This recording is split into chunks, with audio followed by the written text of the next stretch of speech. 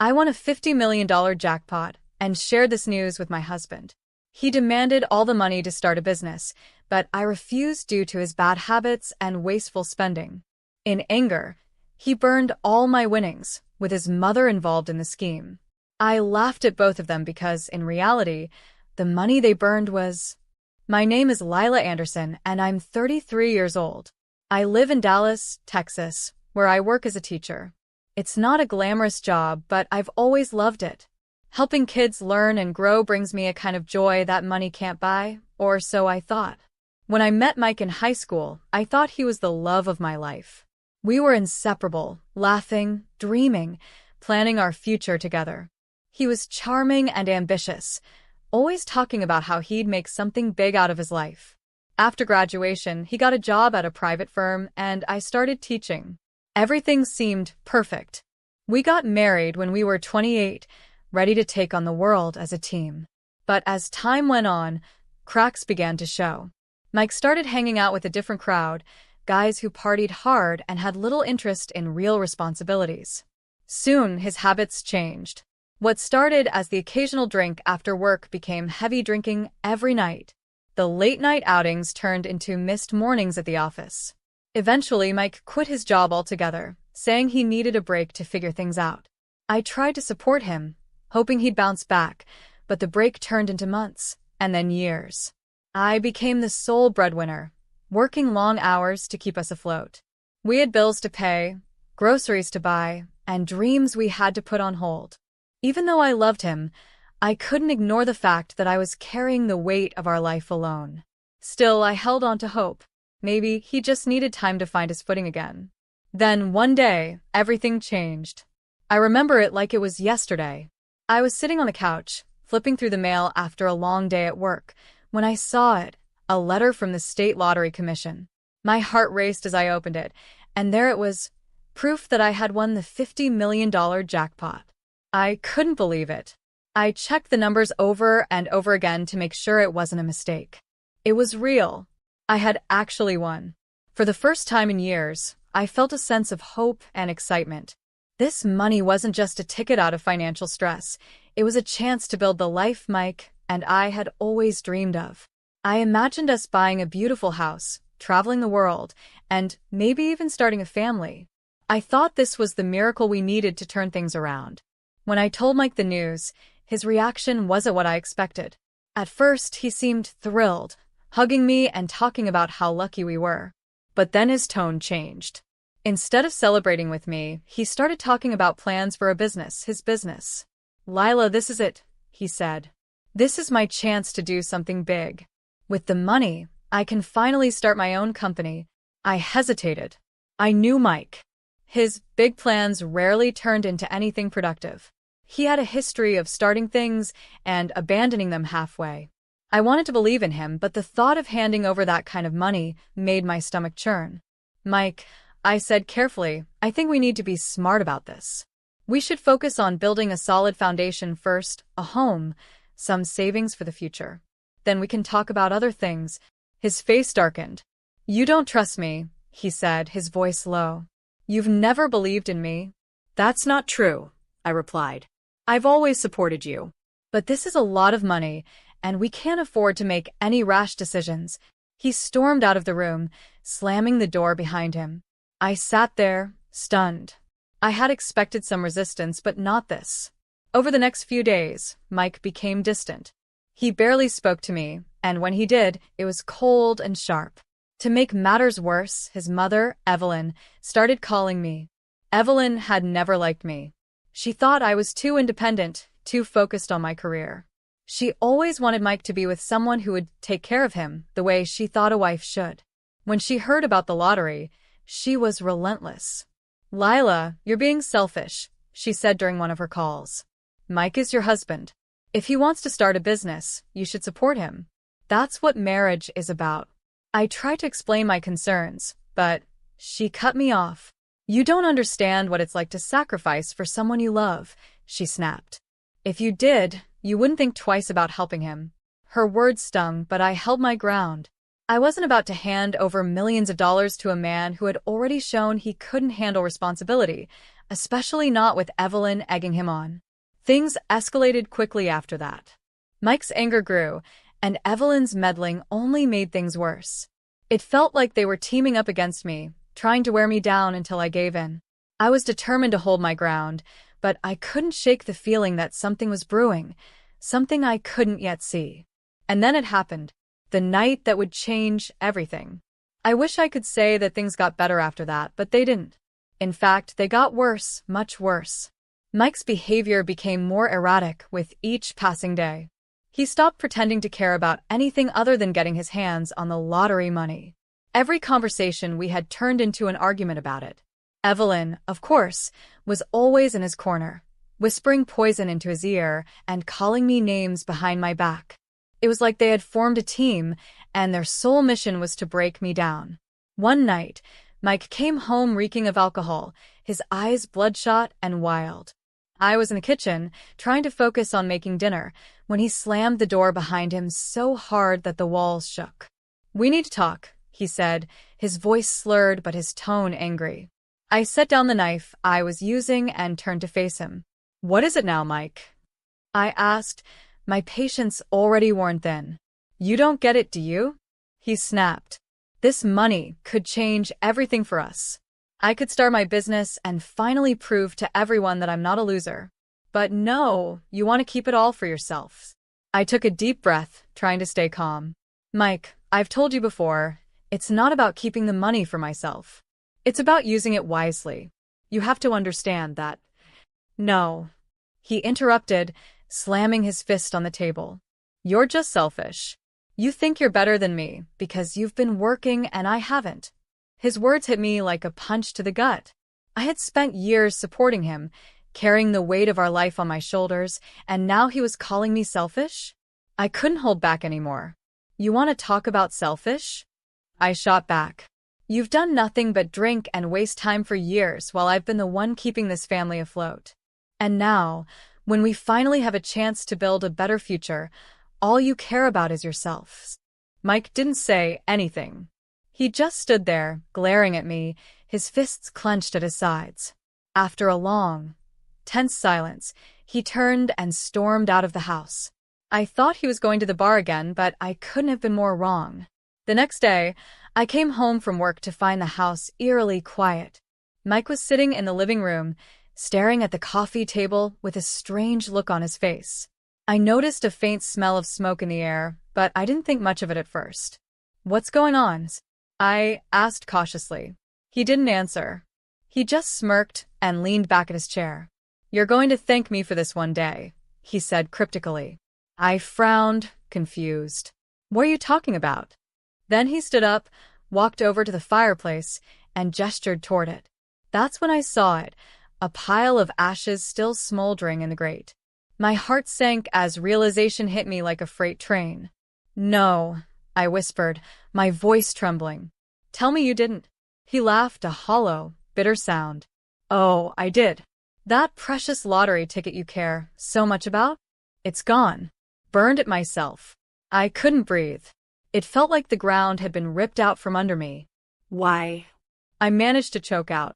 "Why would you do something so insane?" "Because you wouldn't listen," he shouted, his voice full of venom. "I tried to reason with you, but you just kept saying no. So now neither of us gets the money. Maybe next time, you'll learn to trust me." I stood there, frozen, as tears streamed down my face.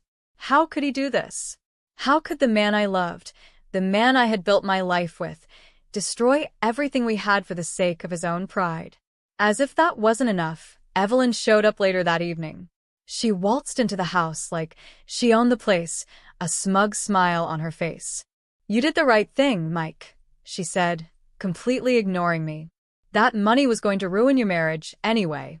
Better to get rid of it than let her control everything." I couldn't believe what I was hearing. Evelyn had encouraged him to do this. She had been part of the plan all along. My shock quickly turned to anger. "Get out of my house," I said, my voice shaking with fury. Evelyn just scoffed. "Oh, please, Lila. Don't act like you're some kind of victim. You're the one who pushed him to this point. That was it." I couldn't take it anymore. "Both of you need to leave," I said firmly. Right now? Mike tried to argue, but I cut him off. You burned the ticket, Mike. You destroyed everything. I don't even know who you are anymore. Eventually they left, but the damage was done. I spent the rest of the night sitting in the dark, replaying everything in my head. The betrayal was too much to process. I had loved Mike. I had believed in him. And this was how he repaid me. But as I sat there, something shifted inside me. The devastation began to give way to something else, determination. I wasn't going to let them get away with this. Not Mike, and certainly not Evelyn. They thought they could ruin my life and walk away unscathed? They had no idea who they were dealing with. The betrayal was only the beginning. Now it was my turn to take control. Suspense builds as Lila sets her sights on justice, leaving readers eager to discover her next steps in Part 3. I spent that sleepless night thinking about everything, about Mike, Evelyn, and the sheer audacity of what they had done.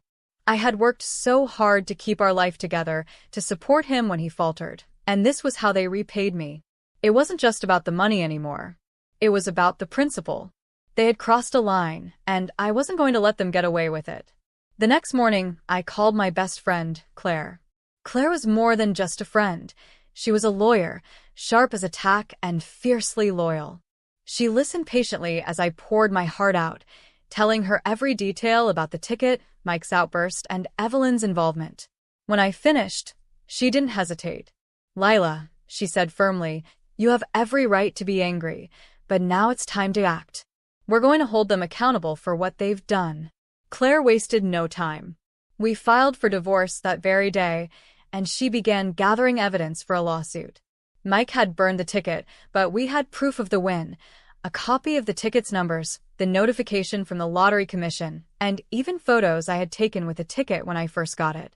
Claire explained that destroying a lottery ticket was legally considered destruction of property, and since the ticket had significant monetary value, Mike could face serious consequences.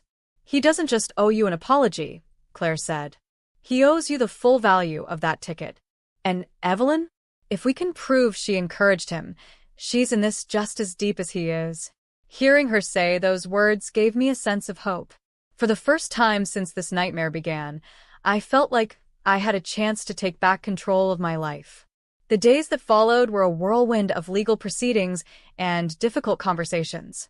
I froze all of our joint accounts, ensuring that Mike couldn't access another penny of my hard-earned money. Claire also helped me draft an official separation agreement, outlining that Mike would be held responsible for any debts or damages caused during our marriage. When Mike found out about the accounts, he was furious. He showed up at the house unannounced one evening, pounding on the door. "Lila, open up," he shouted. "What the hell is this? You froze the accounts." I opened the door just enough to face him, but kept the chain lock on. "Yes, I did," I said calmly. "After what you did, I can't trust you with my money." He glared at me, his face red with anger. "Your money? We're married, Lila. That makes it our money." "Not anymore," I said firmly. "I've filed for divorce, Mike. And trust me, you're going to have to answer for everything you've done." His expression shifted from anger to panic. "You can't do this," he stammered. "Evelyn said we were in this together." She said. "Evelyn's wrong," I interrupted. "She's been wrong about a lot of things. And now, both of you are going to face the consequences." The legal case was intense, but Claire was relentless. She subpoenaed Mike's financial records, proving that he had been spending money recklessly for years. She also uncovered text messages between Mike and Evelyn, where they had discussed burning the ticket as a way to teach me a lesson. Those messages were the final nail in their coffin. In court, I had to relive the pain of what they had done. Mike sat there, looking smug at first, but as the evidence piled up against him, his confidence began to crumble. Evelyn, who had always been so outspoken and domineering, looked pale and nervous as the texts were read aloud. "Mrs. Anderson," the judge said, addressing Evelyn, "did you or did you not encourage your son to destroy the lottery ticket?" Evelyn fumbled for words. I didn't think it was that serious," she stammered. "It was just a piece of paper." "A piece of paper worth $50 million, the judge said sharply. Do you understand the gravity of what you've done? By the end of the trial, the verdict was clear. Mike was found guilty of destruction of property, and Evelyn was held accountable as an accomplice. The judge ordered Mike to pay restitution equal to the full value of the ticket, $50 million. Of course, Mike didn't have that kind of money, but the ruling ensured that any income or assets he earned in the future would be garnished to pay me back. Evelyn faced her own set of consequences. She was fined heavily and ostracized by her community. The proud, overbearing woman who had once looked down on me was now left to face the fallout of her actions. It wasn't just about the legal victory, it was about reclaiming my power. For years, I had sacrificed so much for Mike, believing that love meant enduring the hard times. But love isn't supposed to feel like a one-sided battle. It isn't supposed to drain you or make you feel small. As I walked out of the courtroom that day, I felt a sense of relief I hadn't felt in years. I wasn't just free from Mike and Evelyn, I was free to rebuild my life on my own terms. But I wasn't done yet. There was still more to come, and I knew exactly how to use this moment to inspire others. My story wasn't just about betrayal. It was about resilience. It was about finding the strength to stand up for yourself, even when it feels like the whole world is against you. And the best part? My story was far from over. When I walked out of that courtroom, I felt like a weight had been lifted off my shoulders. For the first time in years, I wasn't looking over my shoulder, wondering when the next blow would come. Mike and Evelyn had tried to destroy me, but instead, they had destroyed themselves. Now I was finally free to take control of my life. The legal victory wasn't just about the money, it was about reclaiming my dignity. Of course, I didn't get the $50 million back. Mike didn't have the resources to pay me, but the court's decision ensured that any income he earned in the future would go toward restitution. Evelyn's fines left her scrambling, and the humiliation they both faced was a consequence of their own making. In the weeks that followed, I focused on rebuilding.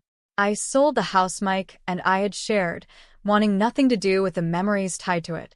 The proceeds weren't much, but they were enough to help me start fresh. I moved into a small but cozy apartment in downtown Dallas, closer to work and far away from anything that reminded me of Mike and Evelyn. But I didn't stop there. I realized that my story could be more than just a painful chapter in my life. It could be a lesson for others. I started speaking at local community events, sharing my experience with women who were dealing with toxic relationships or struggling to find their voice. At first, it was just a way to vent, but soon, it became something bigger. People reached out to me, thanking me for inspiring them to take charge of their lives. One day, a reporter from a local news station heard about my story and asked if I'd be willing to do an interview. I hesitated at first. Putting my personal life on display wasn't easy, but then I thought about the women I could help. The interview aired a week later, and the response was overwhelming. My inbox was flooded with messages from people who had seen the segment, many of them thanking me for giving them hope. As for Mike and Evelyn, their downfall was swift and public. Mike struggled to find work after the trial. His reckless behavior and the court ruling made him a pariah in every job interview. Evelyn, once the proud matriarch of her family, was ostracized by her friends and neighbors. People whispered about her involvement in the scheme, and she became a cautionary tale in the community. A few months later, Mike tried to reach out to me. He left a voicemail saying he wanted to talk and apologize. I didn't return the call. What could he possibly say that would make up for what he had done? He had burned not just the ticket, but every bridge between us. Forgiveness was something I might find in my heart someday, but reconciliation? That was out of the question. Despite everything, life had a way of surprising me. During one of my community events, I met a man named David. He was a volunteer, helping organize a fundraiser for single mothers in need. We started talking, and I was struck by how kind and genuine he was. He listened to my story without judgment, offering words of encouragement that felt like a balm to my soul. Over time, our friendship grew into something more. David wasn't like Mike. He didn't see me as a means to an end or try to control me. Instead, he supported my dreams and reminded me that I was stronger than I gave myself credit for. For the first time in years, I felt what it was like to be in a partnership built on respect and trust. Now, as I stand here in front of my new home, a modest but beautiful house I purchased with my own hard work, I feel an overwhelming sense of pride. This house isn't just a structure. It's a symbol of everything I've overcome. It's a reminder that betrayal doesn't have to define you and that even the deepest wounds can heal with time and resilience. I've learned so much from this journey. I've learned that love without respect is a cage, that forgiveness doesn't mean letting people back into your life, and that sometimes the only way to move forward is to let go of what's holding you back. Looking back, I'm grateful for the lessons, even if they came at a high price. Mike and Evelyn thought they could break me, but instead, they made me stronger. And now, as I look toward the future, I know that I'm ready for whatever comes next. This is my story, not of betrayal, but of resilience. Not of loss, but of triumph. And if you're going through something similar, I want you to know this. You're stronger than you think, and it's never too late to take control of your life. Because in the end, the best revenge isn't about getting even. It's about rising above.